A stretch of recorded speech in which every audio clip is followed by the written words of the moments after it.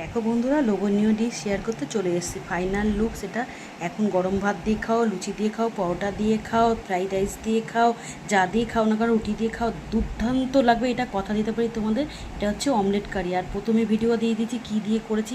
হাতে বাটা মশলা দিয়ে করলে দারুণ লাগে কিন্তু বন্ধুরা। আর আমি ঘরোয়া রেসিপি তোমাদের সাথে শেয়ার করি। আর আমার যদি রেসিপিগুলো তোমাদের ভালো লেগে থাকে তাহলে আমাকে সাবস্ক্রাইব করে আমার পাশে থেকেও বন্ধুরা, তাহলে নতুন নতুন রেসিপি তোমাদের পেতে সুবিধা হবে।